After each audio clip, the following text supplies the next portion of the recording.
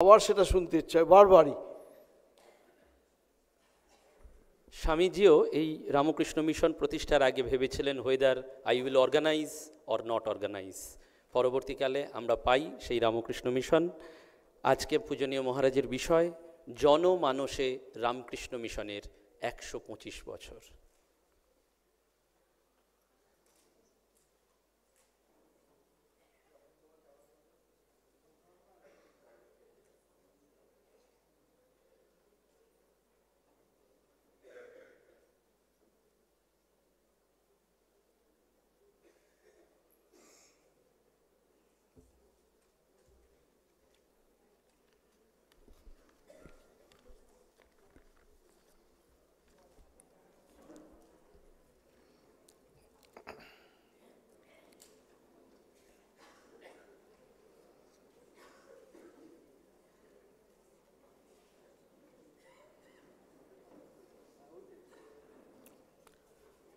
नमस्ते यतिराजाय विवेकानंद सूरये सच्चित्सुखस्वरूपाय स्वामिने तापहारिणे।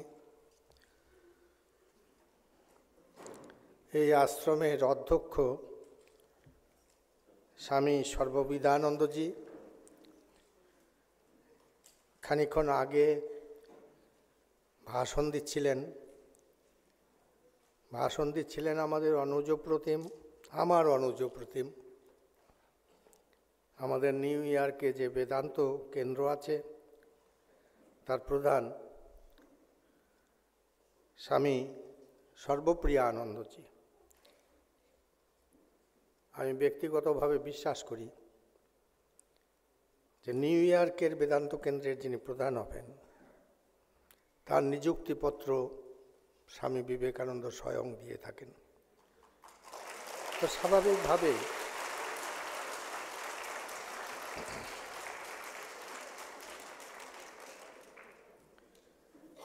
আজকের এই শুভ দিনে আমরা একত্র হয়েছি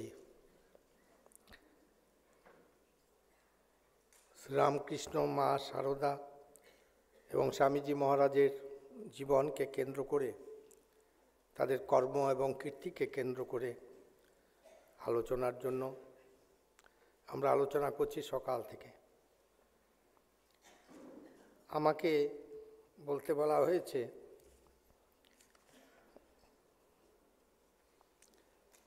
জনমানসে রামকৃষ্ণ মিশনের 125 বছরের প্রভাব।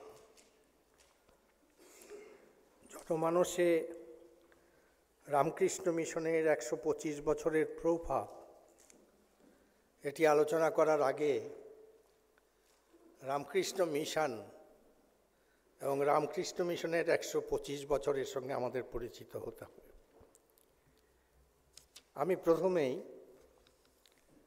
যেহেতু আমার বক্তব্য বিষয় হচ্ছে যে জনমানসে 125 বছরের প্রভাব, আমাদের অত্যন্ত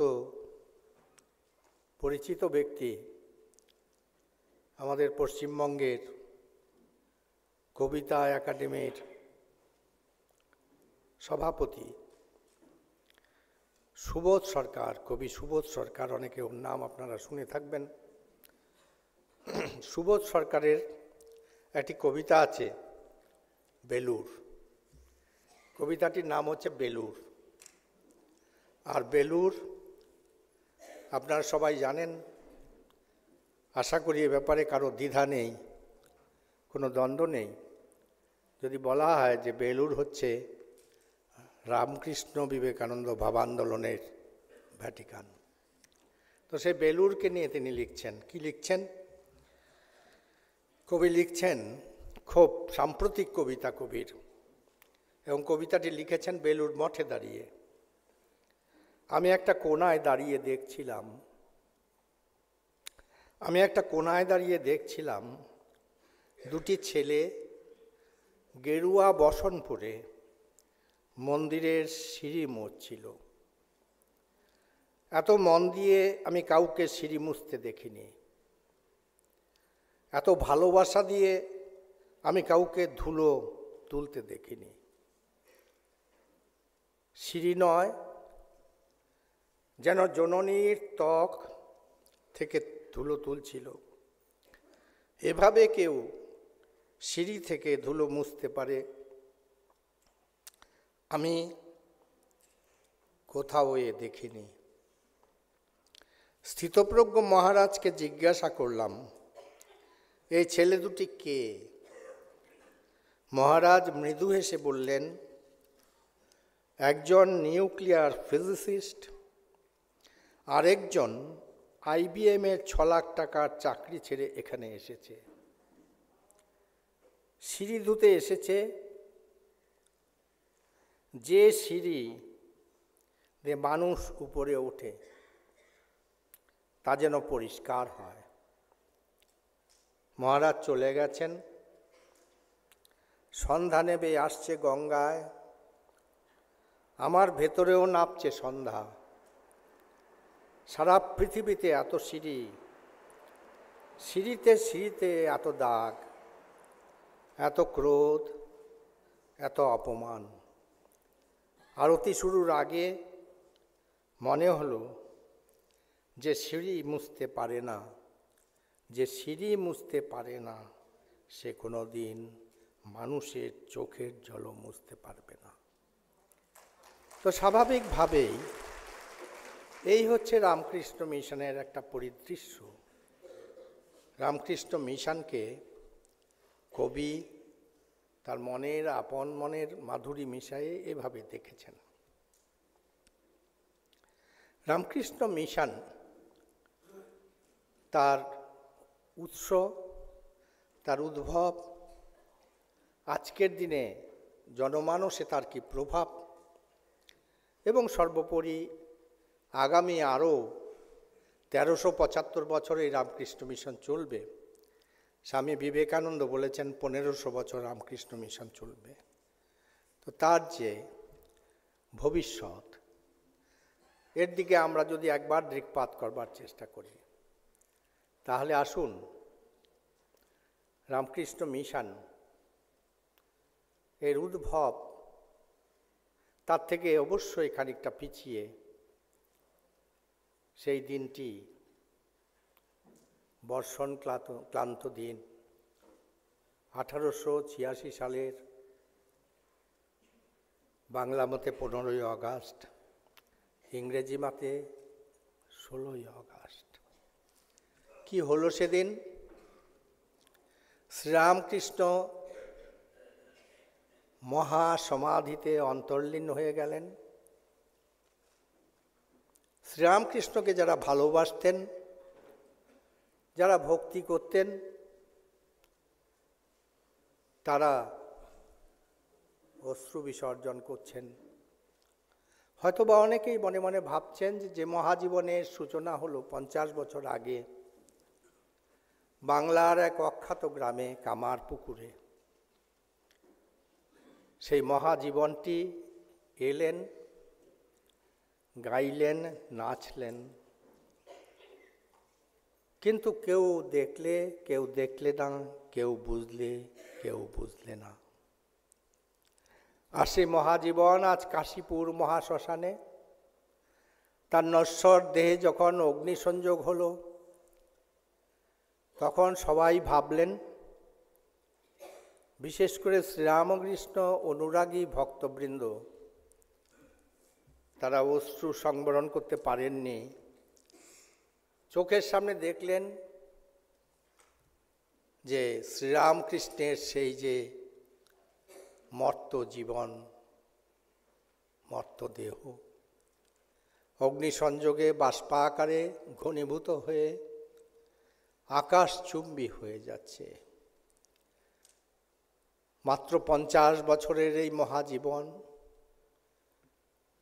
যেমনটি বলেছিলাম, কেউ বা টের পেয়েছিলেন, কেউ বা টের পাননি, কেউ বা বুঝেছিলেন, কেউ বা বোঝেননি, কেউ বা শুনেছিলেন, কেউ বা শোনেননি। তো স্বাভাবিকভাবেই সে সময়ে সবাই ভেবেছিলেন হয়তো যে বাউল এলেন কিন্তু চলে গেলেন নিঃশব্দে। আমরা দেখতে পেলুম না, বুঝতে পেলুম না। কিন্তু একথা ভাবেননি দুজন। একজন অবশ্যই আমাদের মা ঠাকুরুন এবং একজন নরেন্দ্রনাথ ভাবিকালের স্বামী বিবেকানন্দ। মা ঠাকুরুন নিশ্চয়ই অশ্রু বিসর্জন করেছিলেন, কিন্তু তিনি বলেননি যে আমার স্বামী কোথায় গেল গো, আমার পতি কোথায় গেল গো, রামকৃষ্ণ পরমহংসদেব কোথায় গেল গো। তিনি সেদিন বলেছিলেন আমার কালী কোথায় গেল গো। আর স্বামী বিবেকানন্দ জানতেন, যেমনটি বলেছি অবশ্যই জানতেন আমাদের মা ঠাকুরুন, যে দুটি স্কাইলার্ক আছে ইংরেজি সাহিত্যে। একটি স্কাইলার্ককে বলা হয় শেলির স্কাইলার্ক, টু-ওয়ে স্কাইলার্ক। শেলির স্কাইলার্কটি কেমন? Soaring higher after higher till it is lost in the clouds of heaven. শেলির স্কাইলার্ক ধুমরা আকারে উপরে উঠে যায়, নিসীম নিঃশব্দ নীলিমায় মিশে যায়। তার ভেতরে কোনো প্রত্যাবর্তনের প্রতিশ্রুতি নেই। কিন্তু ওয়ার্ডসওয়ার্থের স্কাইলার্ক, টু দি স্কাইলার্ক, ওয়ার্ডসওয়ার্থের স্কাইলার্ক উপরে ওঠে, নিঃশব্দ নীলিমার কাছাকাছি পৌঁছে যায়, কিন্তু সেই স্কাইলার্কের দৃষ্টি নিবদ্ধ তুলোর উপর, পৃথিবীর উপরে মাটির সোদা গন্ধ আঘ্রাণ সবসময়ই নেয়। শ্রীরামকৃষ্ণ শেলির স্কাইলার্ক ছিলেন না, শ্রীরামকৃষ্ণ ছিলেন ওয়ার্ডসওয়ার্থের স্কাইলার্ক। যে স্কাইলার্ক ঊর্ধ্বাসীন হয়, আবার সাধারণ ভূমিতেও নেমে আসে, মানুষের ভাষায় কথা কয়, মানুষের জন্য কথা কয়, মানুষের জন্যই তার প্রত্যাবর্তন। তাই মা ঠাকুরুন জানতেন যে শ্রীরামকৃষ্ণ চলে যাননি এ ঘর আর ও ঘর। তাই আমরা কি দেখলাম? আমরা দেখলাম আজ সন্ধ্যায় কাশীপুর মহাশ্মশানে ধূম্রা আকারে বাষ্পাকারে শ্রীরামকৃষ্ণের যে নশ্বর দেহ উপরে উত্থিত হলো, সেই নশ্বর দেহ প্রত্যাবর্তন করল কাল। এই যে মহাশ্মশান কাশীপুরের, সেই মহাশ্মশানের ঠিক 90 ডিগ্রি বিপরীত দিকে গঙ্গার পশ্চিম পারে বালির কাছে বেলুর গ্রামে প্রত্যাবর্তন হলো শান্তি বাড়ির উপরে। আর কি আমরা পেলাম সেই শান্তি বাড়ির কাছ থেকে? আমরা পেলাম তিনটে জিনিস। যে কোনো ভাবান্দোলনের জন্য, যে কোনো আন্দোলনের জন্য তিনটি উপাদান প্রয়োজন। সেটি হচ্ছে ন্যায়, নীতি আর নেতা।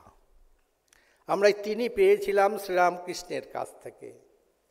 ওই যে প্রপৌতিত হলেন শান্তিবাড়ি হিসেবে, তার ভেতরে পেয়েছিলাম বেলুর গ্রামে গিয়ে। কি পেলাম? আমরা পেলাম এক নতুন ন্যায়। ভাবিকালের বিবেকানন্দ, অবশ্যই আমরা কল্পনা করতে পারি যখন তিনি বিবেকানন্দ ছিলেন না তখনই আমাদের বলছেন কখনো কানে কানে, কখনো ইশারায়, কখনো ইঙ্গিতে, কখনো আবার উচ্চ ঈশ্বরে। তিনি কি বলছেন? আত্মনমোক্ষার্থং জগদ্ধিতায়চ। I give you a new religion. I give you a new scripture. I give you a new man. আমি তোমায় এক নতুন মানুষ দেব, এক নতুন শাস্ত্র দেব, এক নতুন ধর্ম দেব।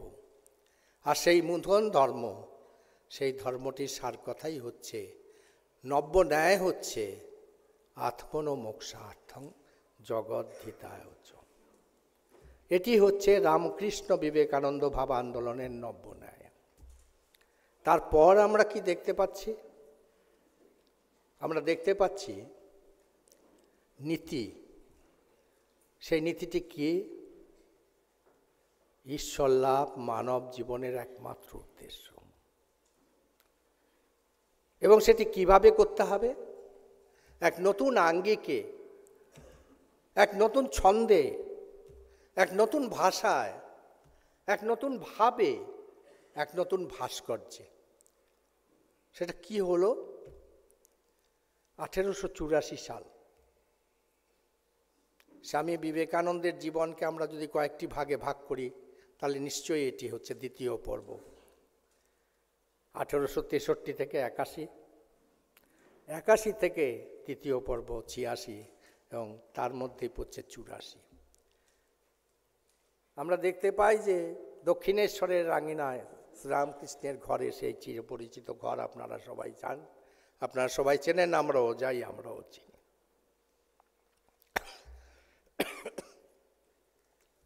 সেখানে ঠাকুর বসে আছেন তার চিরপরিচিত খাটে। রয়েছেন 3 জন ব্যক্তি, আর কেউ ছিলেন কি না কথামৃতকার সেটি বলেননি আমাদের। অতএব স্বাভাবিকভাবেই আমরা কথামৃতের একজন সাধারণ ছাত্র হিসেবে মনে করতে পারি 3 জন ছিলেন, এবং চতুর্থ ব্যক্তি অবশ্যই শ্রীরামকৃষ্ণ, অথবা প্রথম ব্যক্তিটি শ্রীরামকৃষ্ণ। কে কে ছিলেন? ছিলেন শরৎ মহারাজ, ভাবিকালের স্বামী শারদানন্দ, ছিলেন নরেন্দ্রনাথ, যাকে আমরা সবাই জানি, স্বামী বিবেকানন্দ, আর ছিলেন বিখ্যাত নাট্যকার গিরিশচন্দ্র ঘোষ। কি আলোচনা হচ্ছিল? আলোচনা হচ্ছিল একটি হিন্দু ধর্মের প্রশাখা, তাদের যে প্রধান ধর্মীয় উপাদানগুলো সেগুলো নিয়ে। সে উপাদানগুলো কি? উপাদানগুলো ছিল জীবে দয়া, নামে রুচি, বৈষ্ণব পূজন। যে জীবে দয়া বলা হলো, ঠাকুর আর্তনাদ করে উঠলেন, বলো তুই কীটাণু কীট, তুই কি জীবকে দয়া করবি? বল জীবে সেবা, জীবে পূজা। কি হলো? আশ্চর্য বক্তা কুশলস্য লব্ধা, আশ্চর্য জ্ঞাতা কুশলানুশিষ্টাহা। অদ্ভুত সেই শিক্ষক যিনি এই কথা বলেন, ততোধিক অদ্ভুত সেই ছাত্র যিনি এই কথা শোনেন এবং এই কথার যে সারমর্ম, যে নির্যাস, সেটি অধিগত করেন, আত্মসাৎ করেন। এহেন শিক্ষক ছিলেন শ্রীরামকৃষ্ণ, এহেন ছাত্র ছিলেন ভাবিকালের স্বামী বিবেকানন্দ, সেদিনকার নরেন্দ্রনাথ। শরৎ মহারাজ এই কথার অর্থ বুঝেছিলেন কিনা সেই মুহূর্তে আমাদের জানা নেই। গিরিশবাবু বুঝেছিলেন কিনা সেটি কারো জানা নেই, কিন্তু একজন বুঝেছিলেন ঠাকুরের সেই কথার অর্থ, এবং তার নাম হচ্ছে নরেন্দ্রনাথ। তিনি ঠাকুরের ঘর থেকে বেরিয়ে এসে গিরিশবাবুকে আলিঙ্গন করে বলেছিলেন, জিসি, আজ আমার সামনে এক নতুন আলোক উৎসারিত হলো। যদি ভগবান কোনো দিন দেন, তাহলে আমি সারা পৃথিবীতে মানব জাতির ভেতরে এই কথা প্রচার করব। তারপর আমরা কি দেখতে পাই? আমরা দেখতে পাই শ্রীরামকৃষ্ণের অন্তর্ধান, কিন্তু তার পুনরাগমন।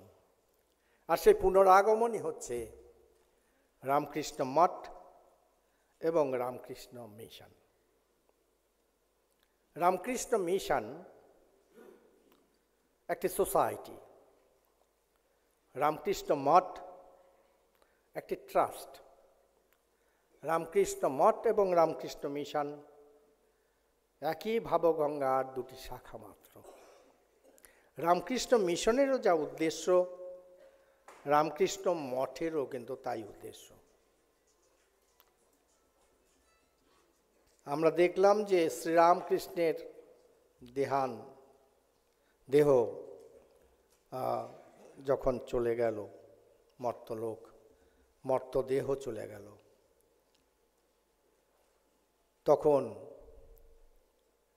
তার ঠিক কিছুদিন আগে নরেন্দ্রনাথ পরখ করছেন শ্রীরামকৃষ্ণকে। এতবার পরীক্ষা করেছেন, তথাপি পরখ করছেন যে ঠাকুর এখন যদি বলেন যে তিনি ভগবান, তাহলে আমি বিশ্বাস করব ভগবান। আমরা কি দেখতে চাই? অদ্ভুত দুটি চিত্র দেখতে পাই। ঠাকুর সঙ্গে সঙ্গে মৃদু হেসে বললেন, তোকে এত পরীক্ষা তুই নিলি, এতবার তোকে বললুম, তথাপি তোর বিশ্বাস হলো নি? তবে শোন, যিনি রাম, যিনি কৃষ্ণ, ইদানিং এই শরীরে সেই রামকৃষ্ণ। নরেন্দ্রনাথ অবশ্যই বিশ্বাস করেছিলেন, নরেন্দ্রনাথ আগেও বিশ্বাস করেছিলেন, কিন্তু নরেন্দ্রনাথ যে এসছেন লোকশিক্ষার জন্য, নরেন্দ্রনাথ যে এসছেন শ্রীরামকৃষ্ণের মিশন এবং ভিশনকে বাস্তবায়িত করবার জন্য, তাই প্রয়োজন ছিল মানব সভ্যতার কাছে পরিস্ফুটন করবার জন্য, প্রকাশ করবার জন্য, অভিব্যক্ত করবার জন্য যে শ্রীরামকৃষ্ণ তিনি রাম এবং কৃষ্ণের সমাহার। তারপর আরেকটি কি যুগান্তকারী ঘটনা হলো, শ্রীরামকৃষ্ণ উপুর হয়ে শুয়ে আছেন আর ফুপিয়ে ফুপিয়ে কাঁদছেন। সে কি? শ্রীরামকৃষ্ণ তো পূর্ণকাম, শ্রীরামকৃষ্ণ পূর্ণম এব অবশিষ্যতে। স্বামী বিবেকানন্দ সমস্ত জীবন একটি চাষই করলেন, সেটি হচ্ছে রামকৃষ্ণ চাষ। বেলুর মঠের জমিতে রামকৃষ্ণ চাষ ছাড়া আর কিছু করলেন না তিনি। এহেন যে শ্রীরামকৃষ্ণ যিনি পূর্ণকাম, তার অপ্রাপ্তির ক্রন্দন কেন? ক্রন্দন সবসময়ই অপ্রাপ্তির হয়। ফুপিয়ে ফুপিয়ে কাঁদছেন, তোকে সব দিয়ে ফকির হয়ে গেলুম। সব দিয়ে ফকির হয়ে যাওয়া এটি সবাই পারে না, শুধু ভগবান পারেন। স্বামীজি বলছেন, ওই বুড়ো পপরিয়ে আমার ভেতরে ঢুকে গেল। Lo the old man has entered into me বলে বলছেন, এটি রহস্য, রহস্যই থাকবে, আমার সাথে রহস্য চলে যাবে। কিন্তু আমরা দেখছি বিবেকানন্দের দেহাবসানের দুদিন আগে ওই বেলুর মঠের চাতালে সেখানে দাঁড়িয়ে দাঁড়িয়ে তার শিষ্য শরৎচন্দ্র চক্রবর্তীকে উনি বলছেন, বাঙাল, তোর ঠাকুর যাকে কালী বলতেন তাকেই আমার ভেতরে সেদিন অনুপ্রবিষ্ট করিয়ে দিয়েছিল। ঠাকুর স্বয়ং ছিলেন মা কালী, তিনি ছিলেন ভবতারিণীর আরেকটি সত্তা। তো স্বাভাবিকভাবে সেই ভবতারিণীকে তিনি সমর্পণ করলেন, অনুপ্রবিষ্ট করিয়ে দিলেন নরেন্দ্রনাথের ভেতরে। তারপর আমরা কি দেখতে পাই? সবাই আপনারা জানেন,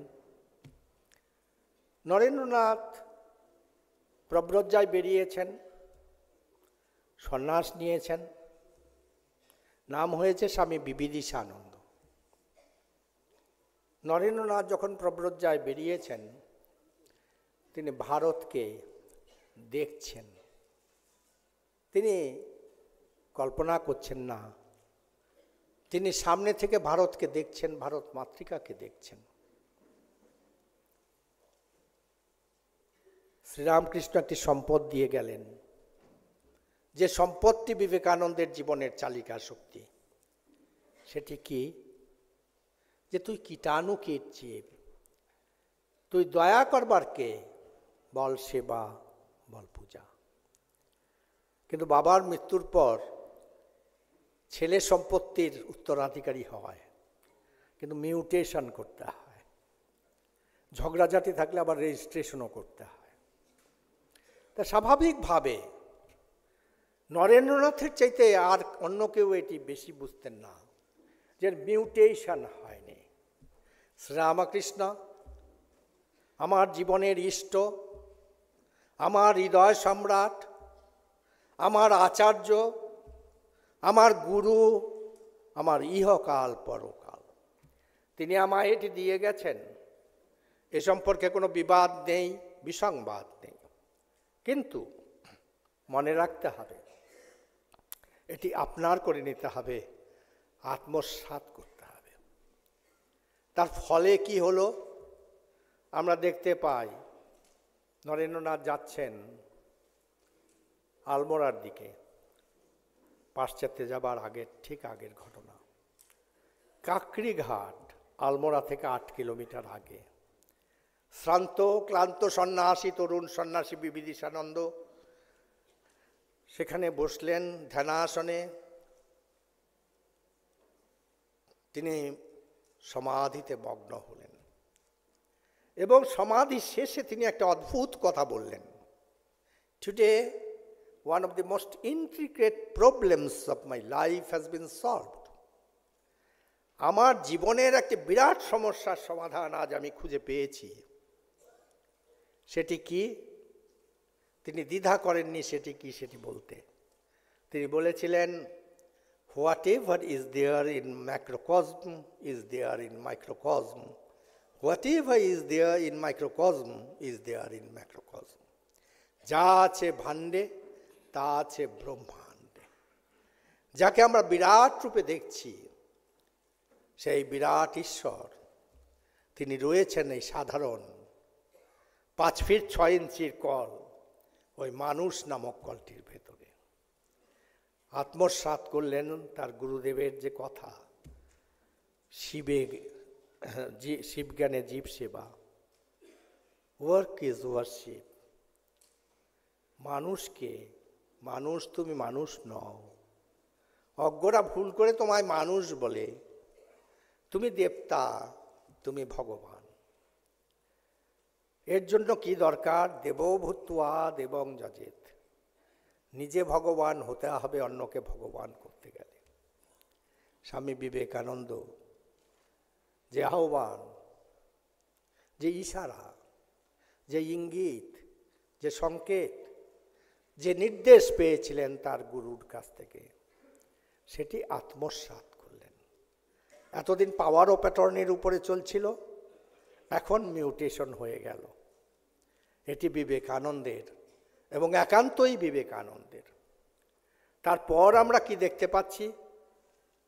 আমরা দেখতে পাচ্ছি উনি বিভিন্ন জায়গায় ঘুরছেন প্রব্রজ্জায়, এবং সেই সময়ে হঠাৎ গুজরাটে ভ্রমণ করতে করতে উনি চলে গেলেন গাজীপুর। 1892 গাজীপুরে পৌহারি বাবা ছিলেন। পৌহারি মানে পবনাহারি। গাজীপুরের পৌহারি বাবা স্বামী বিবেকানন্দের অত্যন্ত শ্রদ্ধার পাত্র। স্বামী বিবেকানন্দ চলে গেলেন পৌহারি বাবার কাছে, স্পর্শন, পূজন, তার শ্রদ্ধা জানানো ইত্যাদি করবার পর যখন তিনি পৌহারি বাবার কাছ থেকে বিদায় নিয়ে গাজীপুরের রাজপথে এসে দাঁড়ালেন, তখন আমরা যদি আমাদের কল্পনা নেত্র প্রসারিত করি, তাহলে ভাবতেই পারি, অবলোকন করতেই পারি ভাবনেত্রে কি স্বামী বিবেকানন্দ তথা সেদিনের স্বামী বিবিদিশানন্দ দেখলেন গাজীপুর থেকে শুরু করে কন্যাকুমারী পর্যন্ত রাজপথের দুধারে লাখো লাখো পৌহারি বাবা।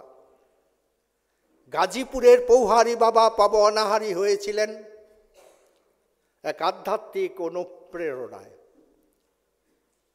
কিন্তু এসব পৌহারি বাবা যারা রাজপথের দুধারে রয়েছেন, তারা পবনাহারি হননি কোনো আধ্যাত্মিক অনুপ্রেরণায়।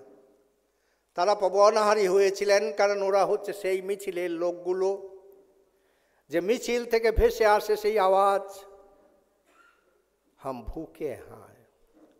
আমি অর্ধাসনে, আমি অনাসনে, তাই আমি পবনাহারি। স্বামী বিবেকানন্দ কন্যাকুমারী গেলেন। শেষ শিলাখণ্ডে বসে তিনি ধ্যানাসীন হলেন। ভারত মাতার যে রূপ, সেই জীর্ণ রূপ দেখে তিনি ব্যথিত হলেন। বললেন, এনাফ ইজ এনাফ, অনেক ধর্ম হয়েছে। Religion has entered into the cooking pot of the kitchen. হেসেলে ঢুকে গেছে তোমাদের ধর্ম। স্বামীজি বলছেন, ছুঁড়ে ফেলে দাও, throw the bells into the Ganges. গঙ্গায় ফেলে দাও তোমার কাসর ঘণ্টা। আমি তোমায় নতুন ধর্ম দিচ্ছি, আমি তোমায় নতুন মানুষ দিচ্ছি, আমি তোমায় নতুন বেদ দিচ্ছি। সেই ধর্মটি কি? বিবেকানন্দ বললেন, যে ধর্ম বুভুক্ষুর মুখে এক টুকরো রুটি না তুলে ধরতে পারে, যে ধর্ম আত্মের কাছে ঔষধ এবং সেবা পথ্য না পৌঁছে দিতে পারে, যে ধর্ম অজ্ঞের সামনে আলোক শিক্ষার আলোক বর্তিকা না প্রসারিত করতে পারে, যে ধর্ম বিধবার অশ্রুমোচনে সক্ষম নয়, যে ধর্ম অনাথের ক্রন্দন রোধ করতে পারে না, সে ধর্ম আধুনিক যুগের ধর্ম নয়। কেন বললেন স্বামী বিবেকানন্দ? এর পেছনে একটা গভীর পটভূমি রয়েছে। শ্রীরামকৃষ্ণ, এই যে রামকৃষ্ণ মিশন, এই Ramakrishna mission is a historical necessity, A divine complicity. Ramakrishna mission কোনো আকস্মিক ঘটনা নয়। It is not an accident, it's an incident. খুব পরিকল্পিত একটি ঘটনা। কেন? ভবতারিণী সাধনা করছেন শ্রীরামকৃষ্ণের, তিলে তিলে তিনি শ্রীরামকৃষ্ণকে গড়ে তুলছেন। তার মনের সাধের শ্রীরামকৃষ্ণ, যে শ্রীরামকৃষ্ণ একটা মশাল হয়ে থাকবে সমস্ত পৃথিবীর ভাবিকালের পৃথিবীর কাছে, সর্বধর্ম সমন্বয়ের মশাল। সেই শ্রীরামকৃষ্ণকে গড়ে তুলছেন। সেই শ্রীরামকৃষ্ণ, যে শ্রীরামকৃষ্ণ বলবেন যে শিব জ্ঞানে জীব সেবাই হচ্ছে সর্বোচ্চ তপশ্চর্যা, সর্বোচ্চ সাধনা। তাই আমরা কি দেখতে পাচ্ছি? যখন শ্রীরামকৃষ্ণ সমস্ত সাধনায় সিদ্ধি লাভ করলেন, মা ভবতারিণী ওকে কিছু ম্যান্ডেট দিলেন। কি ম্যান্ডেট দিয়েছিলেন? কয়েকটি ম্যান্ডেট দিয়েছিলেন। তার মধ্যে একটি ম্যান্ডেট হচ্ছে নবযুগ ধর্মচক্র প্রতিষ্ঠা করা।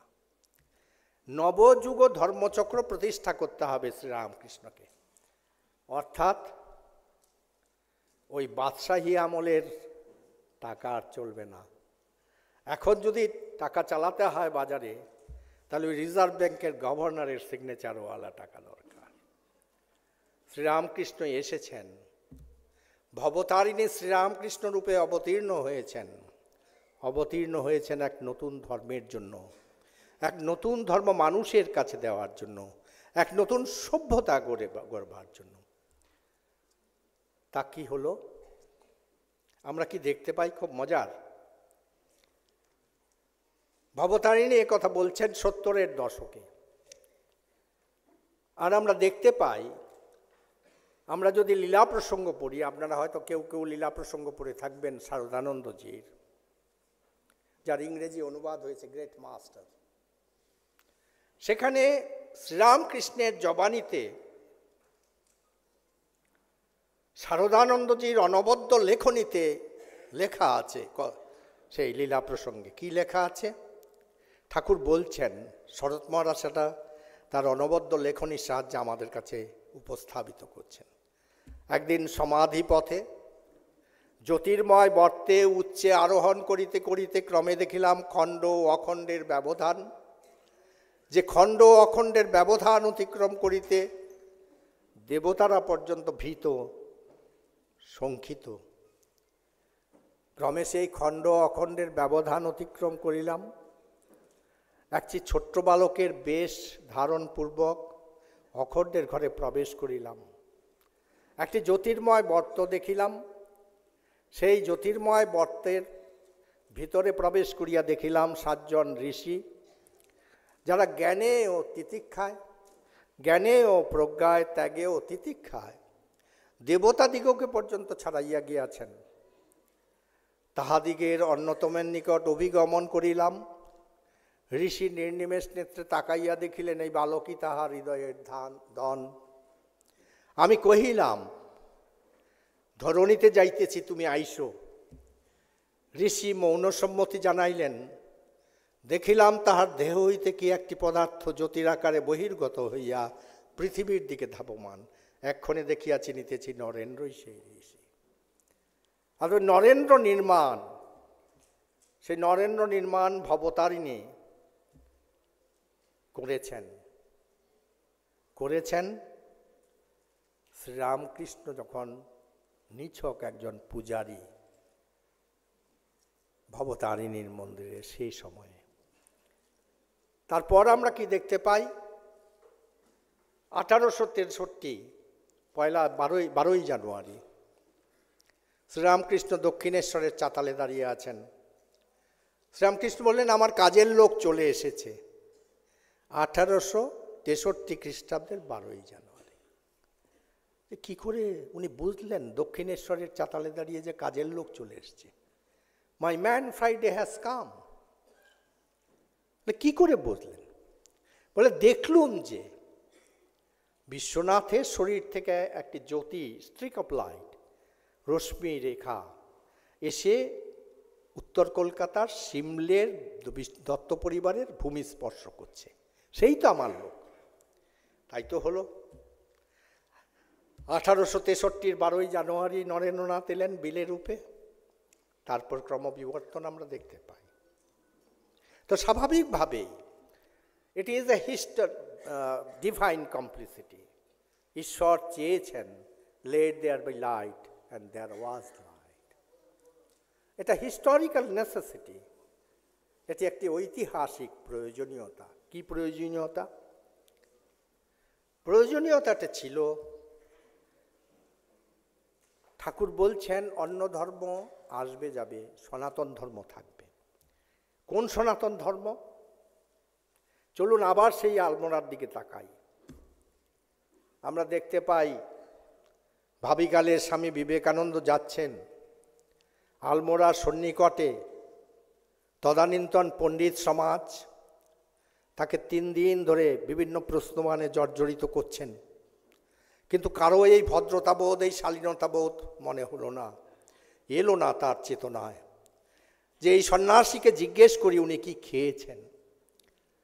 তার প্রাণ সংশয়। স্বামীজি ভাবলেন সত্যি এখানেই হয়তো প্রাণ ত্যাগ করে দিতে হবে।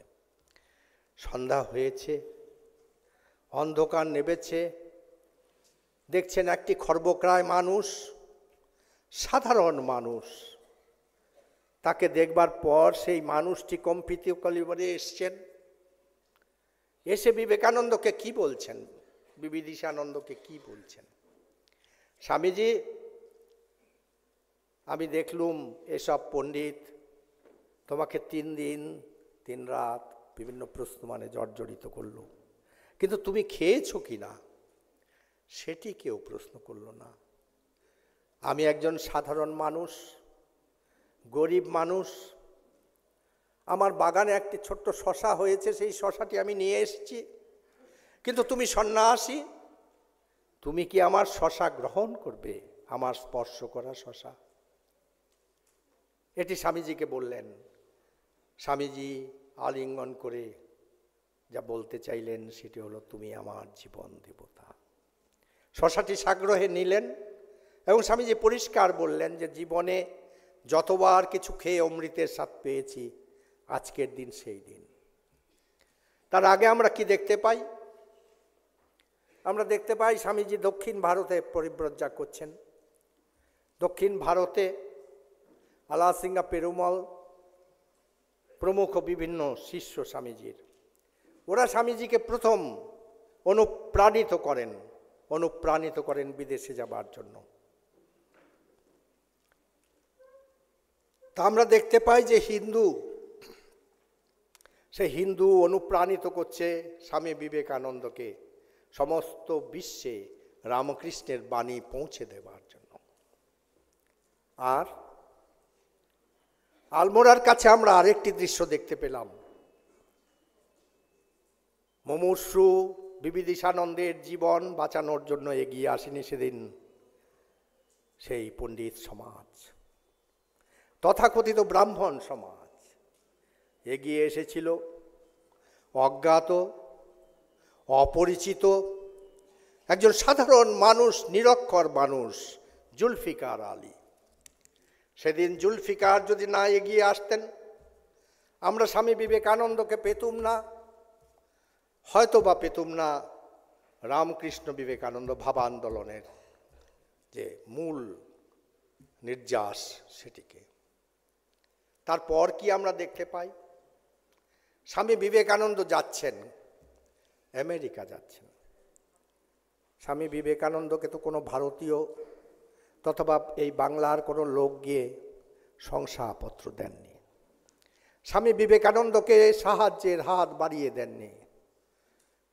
তারা হাত বাড়িয়ে দিয়েছিল খ্রিস্টানরা। অধ্যাপক কি বললেন? স্বামীজি যখন বললেন শংসাপত্রের কথা, অধ্যাপক বললেন, স্বামীজি তুমি এত বড় বিদ্বান, to ask you about your credential is verily to ask the sun about its right to shine. সূর্যকে যদি বলা হয় যে তোমার রশ্মি বিকিরণ করার কি অধিকার আছে, সেটি যেমন হাস্যকর, তোমার মতো এত বড় একজন বিদ্বান ব্যক্তিকে যদি ক্রেডেন্সিয়াল শংসাপত্রের কথা জিজ্ঞেস করা হয়, সেটিও হাস্যকর। অতএব আমরা কি দেখতে পেলুম? বিশ্ববিখ্যাত বিবেকানন্দ, বেদান্তের প্রবর বিবেকানন্দ, শ্রীরামকৃষ্ণের বার্তাবহক বিবেকানন্দ, আগামী ভারতবর্ষের তথা পৃথিবীর যিনি রূপকার বিবেকানন্দ, সেই বিবেকানন্দকে অনুপ্রাণিত করেছিল আমেরিকাতে যাবার জন্য একজন হিন্দু বা একাধিক Hindu দাক্ষিণাত্যের। Swami Vivekananda is a Discovery of the south.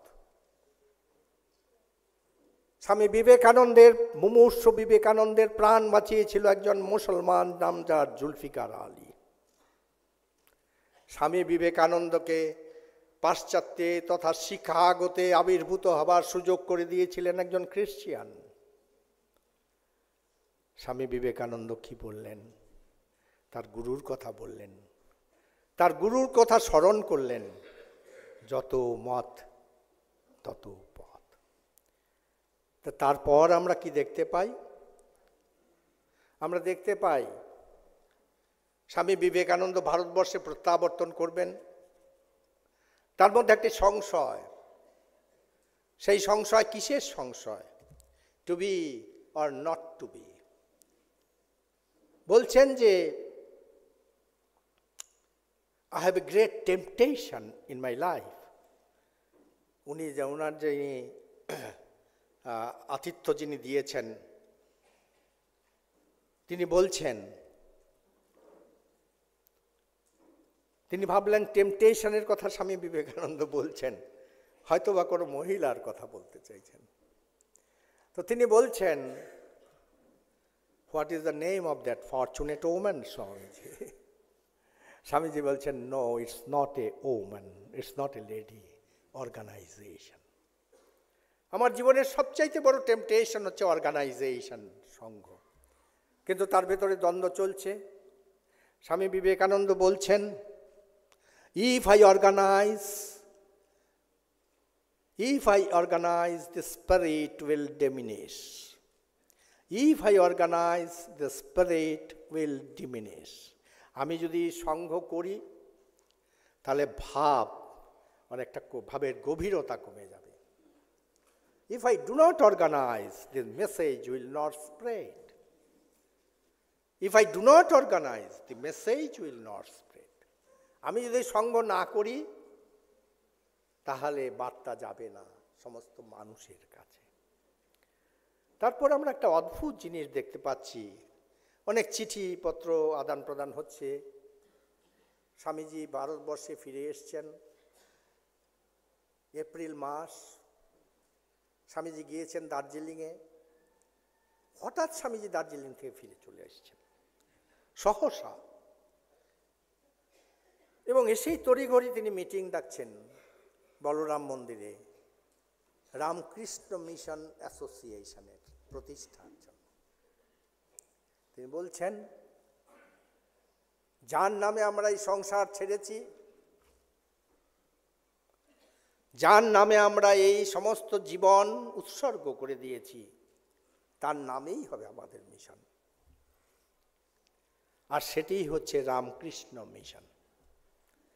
আমরা রামকৃষ্ণ মিশনের 125 বছর অতিক্রান্ত করেছি, 127 বছর চলছে, 125 অতিক্রান্ত করেছি, 126 বছর চলছে। এর মধ্যে কি দেখতে পাই আমরা? উথাল পাতাল। আমরা এর আগে বিবেকানন্দ রামকৃষ্ণকে নিয়ে দেখেছি প্রশান্ত মহাসাগরে উর্মিমালা তরঙ্গ, আমরা দেখেছি ভূমধ্য মহাসাগরে, আমরা দেখেছি আরব সাগরে। কিন্তু কখনো আপনারা কি শুনেছেন যে রামকৃষ্ণ বিবেকানন্দ ইদানিং বান ডেকেছে ওই খরার নদী হুয়াংহোতে? তাই হয়েছে। আমি আমার ব্যক্তিগত একটি স্মৃতি বলছি।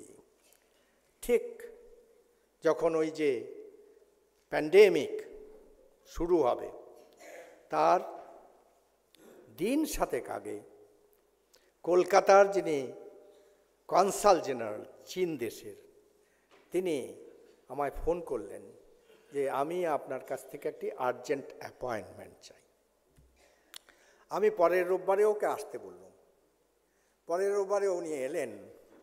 অনেক চা ও প্যাকেজিংয়ে চীন খুব বিখ্যাত, অনেক সুন্দর সুন্দর প্যাকেজিং সব চা নিয়ে এসছেন। আমি ওকে ঠাট্টা করে বললাম যে have you come here to market tea? তো উনি বললেন, I have not come here to market tea, I have come here to market Vivekananda. তারপরে 1.5 ঘন্টা আমার সঙ্গে ছিলেন। আমাকে অনেক চিঠিপত্র আমার সঙ্গে ওর হয়েছে। সেখানে উনি কি বলছেন? উনি বলছেন, Swamiji, I have come to meet you at the behest of the highest political leadership of my country. আমার হাইয়েস্ট পলিটিক্যাল লিডারশিপ কি বলছেন? তারা বলছেন যে দেখো, আমরা যে ম্যাটেরিয়াল ওয়ার্ল্ড তাতে একটি জায়গা করে নিয়েছি, খুব পাকাপাকি সুনির্দিষ্ট জায়গা। কিন্তু আজকে আমাদের সামনে যেটি সবচাইতে বড় ক্রাঞ্চ, সবচাইতে বড় ক্রাইসিস, সবচাইতে বড় চ্যালেঞ্জ, সেটি হচ্ছে our boys and girls going to the colleges and universities. আমাদের তরুণ তরুণীরা যারা নাকি ইউনিভার্সিটি বা কলেজে যাচ্ছেন, সেটি কি? সেটি হচ্ছে value deficit, extreme value deficit.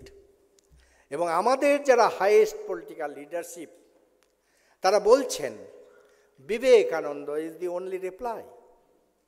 এই যে সমস্যা, এই সমস্যার একমাত্র উপায় হচ্ছে বিবেকানন্দকে স্মরণ করা। তাই আপনার কাছে ওরা পাঠিয়েছেন। তারপরে অবশ্যই প্যান্ডেমিক নিয়ে ওদের সঙ্গে ডিপ্লোম্যাটিক রিলেশন কনস্ট্রেন্ট হয়ে গেল। তারপরে সীমানা নিয়ে অনেক রকম ব্যাপার হলো। কিন্তু ভদ্রলোক এখনও আমার সঙ্গে যোগাযোগ রাখেন। তিনি চিঠি দিয়েছেন। তিনি কি বলছেন? তিনি বলছেন, like Indians, we also believe that Vivekananda is the tallest philosopher in the Asia continent. তারপরে যে কথাটি লিখছেন মারাত্মক কথা। তিনি বলছেন, we have learned socialism not from Lenin or Marx, we have learned socialism from Vivekananda. তো স্বাভাবিকভাবেই এই যে খরার নদী হুয়াংহো, সেই হুয়াংহোতেও রামকৃষ্ণ বিবেকানন্দ বান আজ টিকেছে। 125 বছর পর রামকৃষ্ণ মিশনের রূপরেখা কি? রামকৃষ্ণ মিশন কেন তৈরি হয়েছিল? রামকৃষ্ণ মিশন তৈরি হয়েছিল, তার প্রধান উদ্দেশ্য ছিল জনতা জনার্দনের মন্দিরে গণপতিকে প্রতিষ্ঠিত করা, যারা সবার পিছে সবার নিচে সভারাদের মাঝে তাদের চোখের জলের হিসেব নেওয়া এবং স্বাভাবিকভাবেই স্বামী বিবেকানন্দ বললেন, তোমাদের সমস্ত আছে শাস্ত্রে, মাতৃদেব ভব, পিতৃদেব ভব, আচার্যা দেব ভব, ইয়ানি অনবদ্যানি কর্মাণি তানি সবিতব্যানি নো ইতরানি। কিন্তু আমি বলছি আরো দুটো ভব যোগ করো, মূর্খ দেব ভব, দরিদ্র দেব ভব। এটি ছিল ফার্স্ট প্রায়োরিটি এজেন্ডা। আরেকটি ছিল নারী মুক্তি।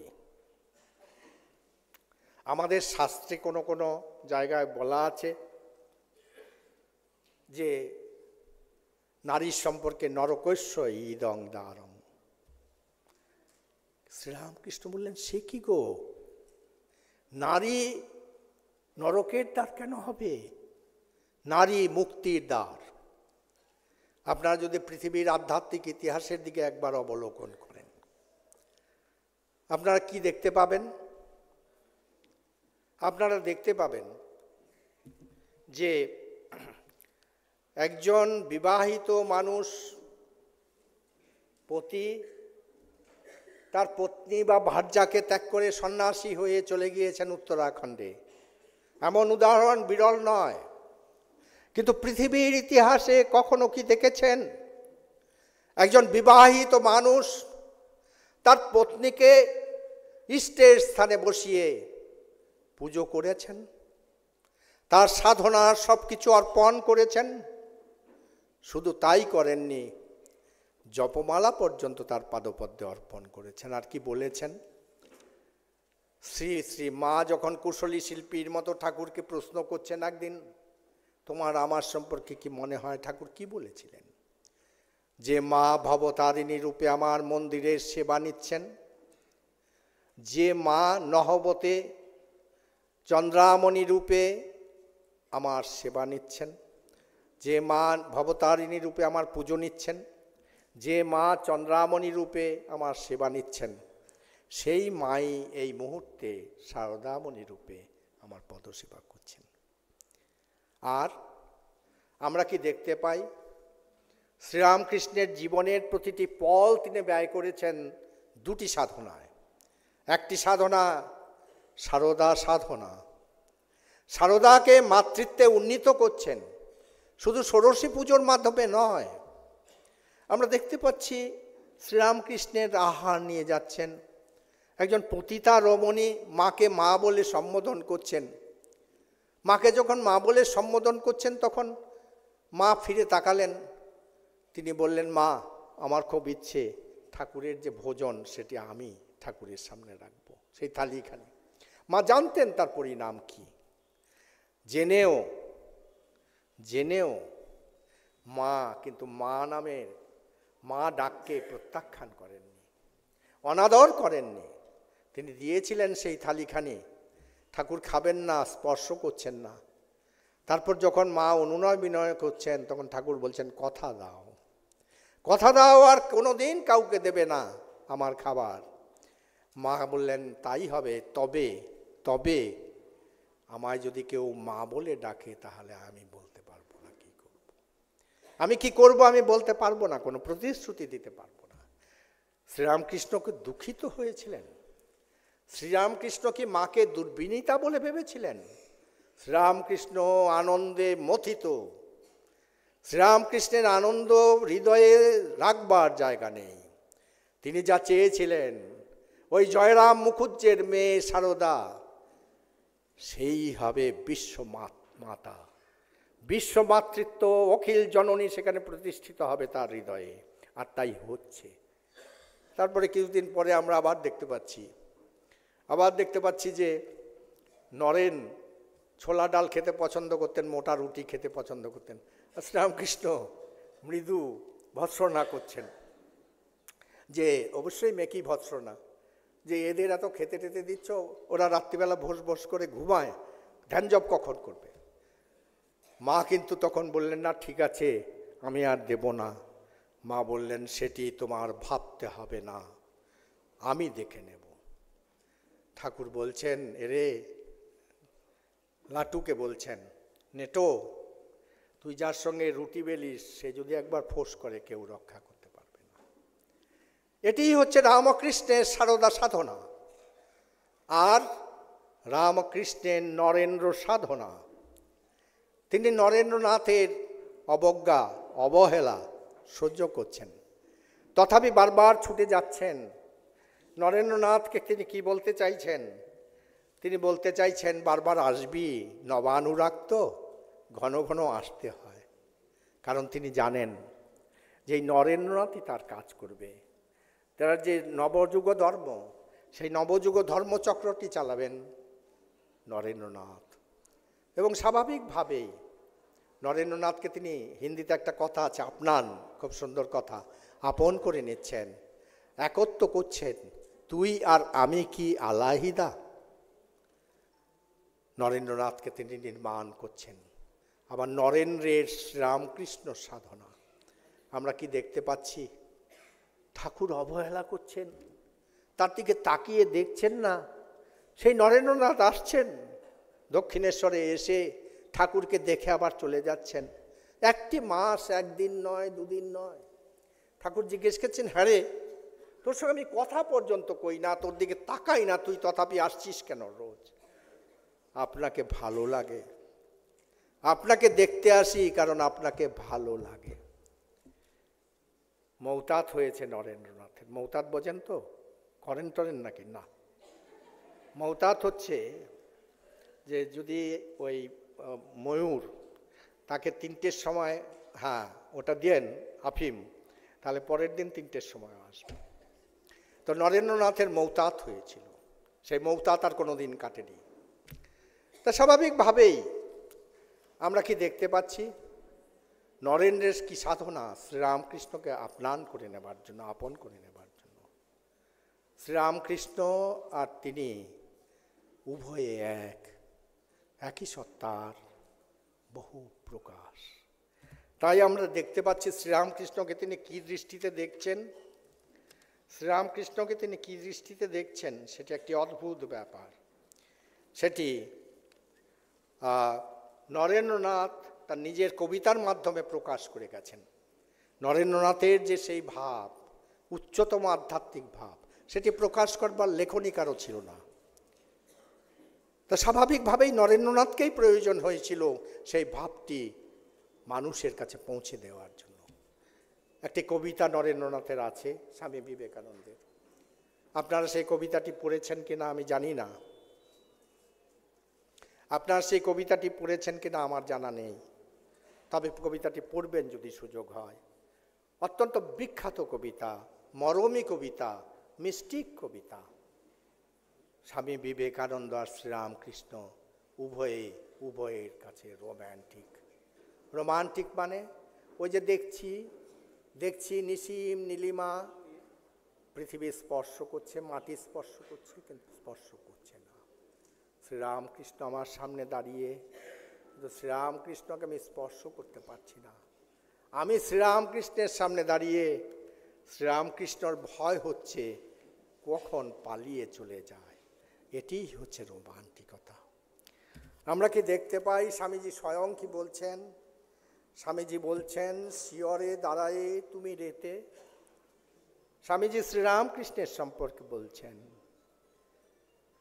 গাই গীত শোনাতে তোমায় এই কবিতাটিতে। শিয়রে দাঁড়ায়ে তুমি রেতে, নির্বাক আনন ছলো ছলো আখি, চাহ মম মুখ পানে, প্রভু তুমি প্রাণ সখা তুমি মোর, কব দেখি আমি তুমি, তুমি আমি, বাণী তুমি বিনা পানি কণ্ঠে মোর, তরঙ্গে তোমার ভেসে যায় নরনারী। এটি রামকৃষ্ণ বিবেকানন্দের নির্যাস। রামকৃষ্ণ বিবেকানন্দ রূপ আধ্যাত্মিক ভাবের নির্যাস। তারপর রামকৃষ্ণ বিবেকানন্দ আছেন, রামকৃষ্ণ বিবেকানন্দ নেই। তা স্বাভাবিকভাবেই এই পরিস্থিতিতে আমরা 125 বছর অতিক্রান্ত করেছি। আজকের সোদা মাটির গন্ধের পৃথিবীতে যদি একবার আমরা দেখি, আমরা যদি সাধারণ মানুষগুলোর দিকে তাকাই, কি দেখছি? অদ্ভুত কাণ্ড, অদ্ভুত কাণ্ড। অক্সফোর্ড ইউনিভার্সিটি, হিলোল সেনগুপ্ত কলকাতার ছেলে, অক্সফোর্ড ইউনিভার্সিটির বিখ্যাত অধ্যাপক, তিনি লিখছেন, কি লিখছেন? অদ্ভুত কথা লিখছেন।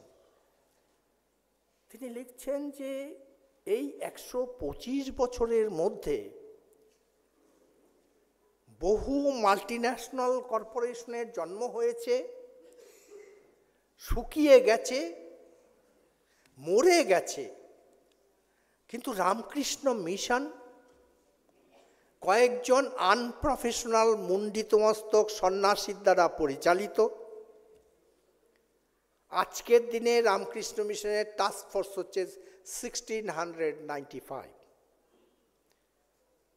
326টি কেন্দ্র এবং উপকেন্দ্র, 25টি দেশে সারা পৃথিবীর। তো বলছেন এই যে রামকৃষ্ণ মিশন, এই রামকৃষ্ণ মিশনের 125 বছরের মধ্যে কোনো স্ক্যাম নেই। রামকৃষ্ণ মিশনের ভেতরে আমরা দেখতে পাই না কোনো দুর্নীতি। রামকৃষ্ণ মিশনের মধ্যে আমরা দেখতে পাই না কোনো অনাচার, ভ্রষ্টাচার। তারা they are going from strength to strength. What is the secret? Secret সম্পর্কে বলতে গিয়ে অনেক কিছু বলেছেন, বিশেষ করে স্বামীজির এই যে সেবাযোগ, সেই সেবাযোগ সম্পর্কে। তারপরে বলছেন যে দেখো এরকম একটা ক্ষুদ্র সম্প্রদায়, আমি প্রসঙ্গক্রমে বলতে পারি যে লোকেশ্বরানন্দজি একবার ভ্যাটিকান গেলেন। তো লোকেশ্বরানন্দজির সন্দেহ ছিল যে রামকৃষ্ণ মিশন একটি সামান্য ক্ষুদ্র সন্ন্যাসী সম্প্রদায়। পোপ জন পল II তখন পোপ, তারা হচ্ছে পৃথিবীর 1/3 সম্রাট, তা স্বাভাবিকভাবে আমাকে চিনবে কিনা। তো লোকেশ্বরজি বললেন, আই এম স্বামী Lokeswarananda, I belong to an order of monks which is the smallest, the youngest and the poorest order of monks in the world. Pope বললেন, জন পল II বললেন, স্বামী, I know everything about you. You belong to Ramakrishna Mission. And it is true you are the smallest, the youngest and the poorest order of monks in the world. But spiritually today, you are the most powerful order of monks in the world. One who hath ears to hear can hear. One who hath eyes to see can see. তো তাইপর হিলোল কি লিখছে, হিলোল সেনগুপ্ত এই সর্বপ্রিয়ানন্দের কথা বলছে যে এরকম একটা ছোট্ট অর্গানাইজেশন, এরকম একটি তরুণ সন্ন্যাসী আজকের দিনে সারা পৃথিবীতে সে হচ্ছে বেদান্তের সর্বশ্রেষ্ঠ গুরু। তারপর কি বলছে? তারপর বলছে আমাদের আরেকজন তরুণ সন্ন্যাসী, আপনারা অনেকেই তার নাম শুনে থাকবেন, মহান মহারাজ। মহান মহারাজ সম্পর্কে বলছেন যে রামকৃষ্ণ মিশনের একজন ত্যাগী সন্ন্যাসী মুন্ডিত মস্তক, তিনি আজ পৃথিবীর যে কোনো কোণে দাঁড়িয়ে পৃথিবীর মানুষ স্বীকার করবে যে তিনি হচ্ছেন অন্যতম শ্রেষ্ঠ গণিতজ্ঞ। রামকৃষ্ণ মিশনের সাধু। আমি কয়েকদিন আগে বোম্বেতে গিয়েছিলাম এই ধরনের একটি অনুষ্ঠানে, সেখানে ইউনিভার্সিটি আর কলেজের ছেলেমেয়েরা এসছে। মহান যেহেতু আমি গিয়েছি, মহানও এসছিল। তো প্রথম পংক্তিতে বসেছিল, আমি মহানকে অ্যাড্রেস করলাম।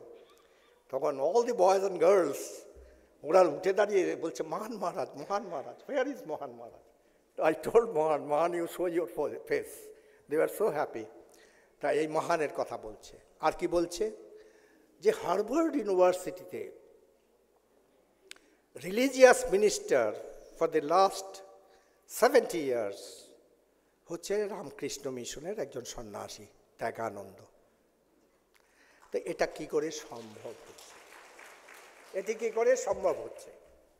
এটি সম্ভব হচ্ছে অনেক কারণ আছে, সেই সময় আমার নেই, কিন্তু দুটি ঘটনা আমি বলতে চাইব কি করে সম্ভব হচ্ছে।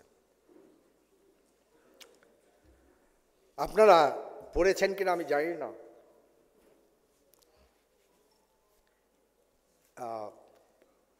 অক্সফোর্ড ইউনিভার্সিটির যিনি ইতিহাসের প্রধান অধ্যাপিকা রুথ হ্যারিস, রুথ হ্যারিস একটি বই লিখেছেন, যুগান্তকারী বই। স্বামী বিবেকানন্দকে তিনি বলছেন ওয়ার্ল্ড গুরু। তিনি বই লেখার সময় আমার কাছে এসেছিলেন পরামর্শ করতে। তা আমি তখন এমনি কথায় কথায় জিজ্ঞেস করেছিলাম হ্যারিসকে যে, Ruth, how many people in Oxford do know Vivekananda? Ruth একটু হেসে বললেন, Swami, you better ask me how many people in Oxford do not know Vivekananda. এই হচ্ছে আজকে সারা পৃথিবীর পরিদৃশ্য। এবং আরেকটি বই, সে বইটি লেখা হয়েছিল 1993-তে, শিকাগো শতবর্ষে। আপনারা অনেকে হয়তো সেই বইটি পড়েছেন, সাধুরা তো নিশ্চয়ই পড়েছেন। সেই বইটির নাম হচ্ছে gift unopened by Mrs and Mr Eleanor Stark. ইদানিংকালে আমি আমাদের যে বার্কলের অধ্যক্ষ আছেন তাকে বলেছি এই বইটির কপিরাইট নেবার জন্য। কপিরাইট নিয়েছে এবং তারপরে আমি ওকে বলেছিলাম অদ্বৈত আশ্রম কলকাতাকে কপিরাইট দেওয়ার জন্য। ও কলকাতা অদ্বৈত আশ্রমকে কপিরাইট ট্রান্সফার করে দিয়েছে 1 মাস আগে। আমি আশা করি কলকাতায় বিভিন্ন বইয়ের দোকানে বইটি থাকবে। তো তাতে ওই যে ইন্ট্রোডাকশন, তাতে বলছেন যে দেখো, 100 বছর আগে জেসাস ক্রাইস্ট আমাদের একটা উপহার দিয়েছিলেন। সেই উপহারটি কি? সেই উপহারটি হচ্ছে প্যাকেটে মোড়া, লাল রিবনে বাঁধা। আমরা এত ক্যাজুয়াল যে সেই উপহারটি 100 বছরের মধ্যে খুলে দেখবার প্রয়াস পাইনি। Better late than never. এসো দেখি। তো লাল রিবন খোলা হলো, উপহারটি খোলা হলো। সেই উপহারটি যেটা ক্রাইস্ট পাঠিয়েছিলেন 100 বছর আগে, সেই উপহারটি কি? Vivekananda, Vivekananda and Vivekananda all through. এবং তারপর সেই বইতে লিখছেন গ্রন্থকার, কি লিখছেন? If Columbus discovered the soil of America, Vivekananda discovered the soul of America. Columbus যদি আমেরিকার মৃত্তিকাকে আবিষ্কার করে থাকে, বিবেকানন্দ আমেরিকার আত্মাকে আবিষ্কার করেছিলেন। আর সারা পৃথিবীর আত্মাকে কে আবিষ্কার করলো? মায়ের জাতির মুক্তি দেরে, নইলে তোদের বিজয় রথের চক্র ঘোরাবে কে? মাতৃজাতির উত্থান প্রয়োজন। যেমন একটি পাখার একটি বিহঙ্গের 2টি পক্ষ আছে, সেই পক্ষ সমানভাবে শক্তিশালী হতে হবে। যদি না হয় তাহলে সে পাখি ভালো করে উঠতে পারে না। ঠিক তেমনি একটি সমাজের 2টি পক্ষ, 2 wings of the society, men and women, they must be equally empowered, না হলে কিন্তু সমাজের উন্নতি হয় না। If you educate a man, you educate an individual. If you educate a woman, you educate the entire family. তো স্বাভাবিকভাবে এই যে মানুষের উত্থান, সে মানুষ শুধু ভারতবর্ষের মানুষ তা নয়, সমস্ত পৃথিবীর মানুষের উত্থান। তার জন্যই এসেছিলেন শ্রীরামকৃষ্ণ। একটি ঘটনা দিয়ে শেষ করছি। 1964 সাল, ঐতিহাসিক নয়, বহুদিন আগেকার ব্যাপার নয়। তা সেই 1964 সালে হলিউডের পেট্রোল পাম্পের কাছে we hours of the morning, অর্থাৎ ভোরে ব্রাহ্ম মুহূর্তে, একটি মেয়ে, সে মেয়েটির নাম হচ্ছে ন্যান্সি লুই মুর, 19 বছর বয়স মেয়েটির। সে মেয়েটি পেট্রোল দিয়ে তার সর্বাঙ্গে পেট্রোল লাগিয়ে দিল, অগ্নিসংযোগ করলো। She set herself ablaze. She set herself ablaze. সমস্ত শরীর পুড়ে গেছে। কি করে সে গাছ থেকে ঝুলছে তা কেউই জানে না। তার 2টি হাত intact, the entire body is burned, কিন্তু 2টি হাত ইনট্যাক্ট। একটি বাঁ হাত আর একটি ডান হাত বলাই বাহুল্য। বাঁ হাতে কি ছিল? একটি প্লাকার্ড ছিল। সেই প্লাকার্ডে কি লেখা আছে? প্লাকার্ডে লেখা ছিল, হে আমেরিকাবাসী নারী মুক্তি আন্দোলনের নেতৃবৃন্দ, তোমরা যদি সত্যি সত্যি নারী মুক্তি আন্দোলনকে চাও সফল হতে, তাহলে যেভাবে তোমরা নারী মুক্তি আন্দোলনের নেতৃত্ব দিচ্ছ, তাতে করে 1000 বছরের ভেতরেও তা সফল হবে না। যদি সত্যি সত্যি নারী মুক্তি আন্দোলনের সফলতা তোমরা চাও, তাহলে এই ডান হাতে ছিল একটি ফটো, সেই ফটোটি দেখিয়ে বলেছিলেন প্রাচ্যের এই মানুষটির কথা শোনো। সেই ফটোটি আর কেউ নয়, শ্রীরামকৃষ্ণ পরমহংসদেব। তো স্বাভাবিকভাবেই এই যে সমস্ত পৃথিবীতে আজ এক নতুন হিল্লোল, সবে সূর্যোদয় হয়েছে। 1500 বছরকে একটা 24 ঘন্টার সঙ্গে তুলনা করলে তাহলে কি দেখা যাবে? 1500 বছরের হয়তো আমরা 1.5 ঘন্টা সূর্যোদয়ের পরে 1.5 ঘন্টা কাটিয়েছি, সন্ধ্যে 6:30, সকাল 6:30 বা 6টা। আরও দিন বাকি আছে 1375 বছর। যখন আমরা মধ্যাহ্ন গগনে পৌঁছব, তখন দেখব বিবেকানন্দের কথা, রামকৃষ্ণের কথা। বিবেকানন্দ বলে গেছেন, India must rise but it must sit at the feet of Shri Ramakrishna. Bharat আবার জগৎ সভায় শ্রেষ্ঠ আসন লবে, কিন্তু শ্রীরামকৃষ্ণের পাদপদ্মে ভারতকে বসতে হবে। যখন স্বামী বিবেকানন্দ শ্রীরামকৃষ্ণের পাদপদ্মের কথা বলছেন, তখন অবশ্যই ব্যক্তি শ্রীরামকৃষ্ণের কথা বলছেন না। শ্রীরামকৃষ্ণের যে ইনক্লুসিভনেস, মা বলছেন ব্রহ্মজ্ঞ শারদানন্দ আমার ছেলে, আবার ওই তুতে ডাকাত আমজাদ সেও আমার ছেলে, কেউ পর নয়। স্বাভাবিকভাবেই এটিই হচ্ছে আজকে 125 বছরে সমস্ত পৃথিবীতে জনমানসে একটি বিশিষ্ট ছাপ ফেলেছে রামকৃষ্ণ মিশন, রামকৃষ্ণ ভাবান্দোলন। বললাম যে সবে আমরা সকাল হয়েছে, এই 125 বছর উপলক্ষে আমি একটা চিঠি পেয়েছিলাম ministry of culture, government of India থেকে। সেই চিঠিটা আমাকে লিখছেন, খুব দেরি হয়ে যাচ্ছে না তো? আপনাদের বোরিং লাগছে না তো? সেই চিঠিতে লিখছেন যে গভর্নমেন্ট অফ ইন্ডিয়ার under secretary, the National Committee has approved the proposal of 125th of Ramakrishna Mission. আমি তো কখনো আবেদন করিনি ভারত সরকারের কাছে। আমি ভাবলাম আমাদের কোনো সহকর্মী, কোনো কেন্দ্রের প্রধান অত্যুৎসাহী হয়তো লিখেছেন ভারত সরকারকে। আমি খোঁজ নিয়ে দেখলুম কেউ লেখেনি। আমি তখন প্রধানমন্ত্রীর দপ্তরে যোগাযোগ করলাম। ওরা আমায় কি বললে জানেন? বললেন, দি proposal has gone from prime ministers office.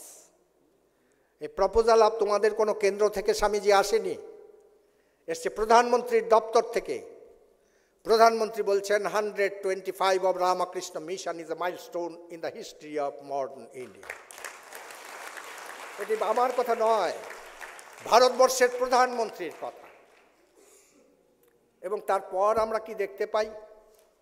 125 বছর রামকৃষ্ণ মিশনের উদযাপিত হচ্ছে, আপনারা সবাই জানেন। এই উপলক্ষে আমাদের রাষ্ট্রপতি মুর্মু তিনি কি বললেন?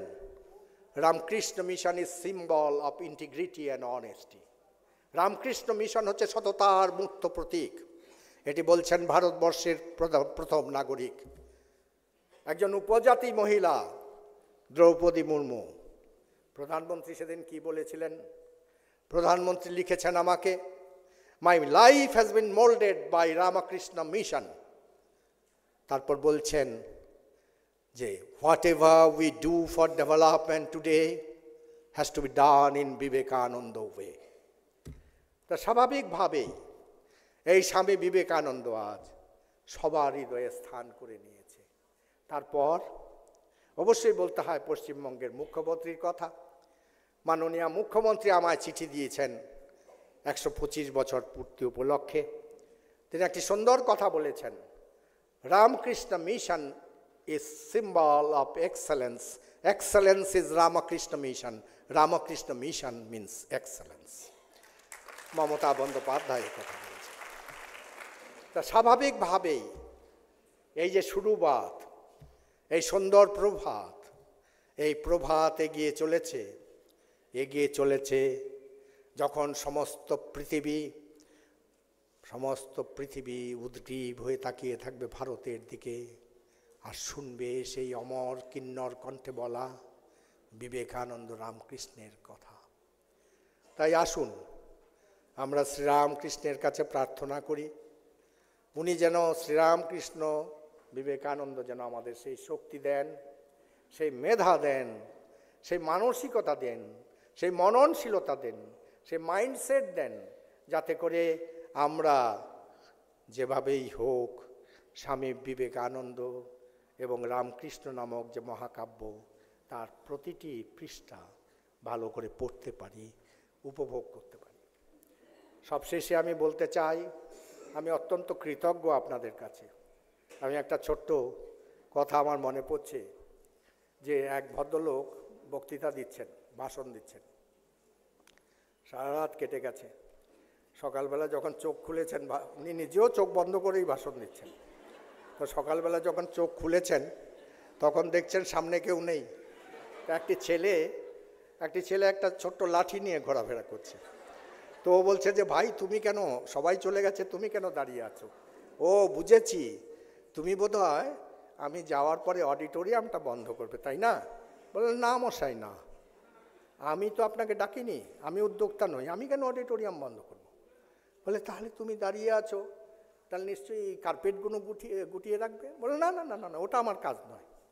বলে তাহলে তুমি দাঁড়িয়ে আছো কেন? সবাই চলে গেছে, তুমি কষ্ট করে এই সাত সকালে দাঁড়িয়ে আছো। বলছে আমি খুঁজছি ওই লোকটাকে, যে লোকটি আপনাকে নিয়ে এসছে। তা স্বাভাবিকভাবেই আপনাদেরও যদি এই প্রতিক্রিয়া হয়ে থাকে আমার দীর্ঘ ভাষণে, তাহলে আপনারা অনুসন্ধান করে নিন কে আমায় নিয়ে এসছে।